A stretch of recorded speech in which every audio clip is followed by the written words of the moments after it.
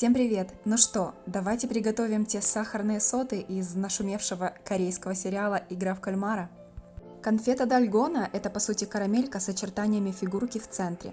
В сериале из соты нужно иголкой достать фигурку. Люди по всему миру начали готовить эту конфету Дальгона и проходят испытания дома.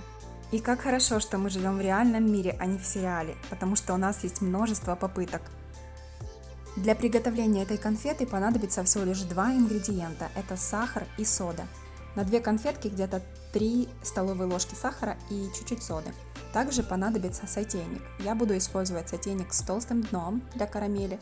Вот такие эмалированные я не рекомендую использовать, но в них можно приготовить карамель, но следить очень тщательно надо, чтобы карамель не сгорела. Также понадобится силиконовая лопатка, либо деревянная палочка. Не знаю почему, но некоторые рекомендуют пользоваться деревянной палочкой, мешать карамель ею и перемешивать соду. Не знаю, есть ли в ней смысл, покажу вам. Также необходимо будут такие штампики, у меня обычные с AliExpress, печати для печенья. Либо же можно просто использовать рюмку обычную для кружочка, либо крышку такую из-под кефира, молока, чего угодно. Теперь перейдем к приготовлению. Насыпаю сахар в сотейник и ставлю его на плиту. Нужно, чтобы сахар растаял. На этом этапе мешать ничего не нужно, а лишь слегка можно потряхивать сотейник, чтобы сахар распределялся равномерно по всему дну.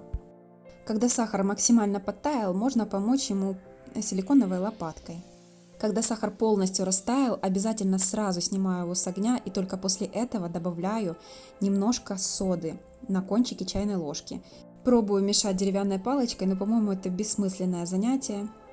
И я перехожу на силиконовую лопатку, что намного удобнее и практичнее.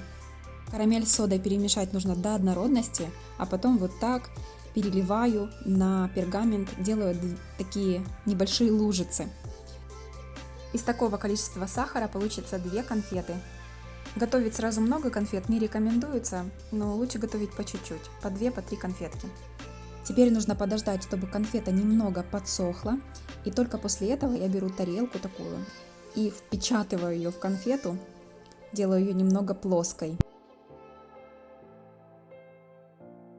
Теперь беру обычную крышку такую из-под кефира, можно взять рюмку и делаю очертания фигурки в середине.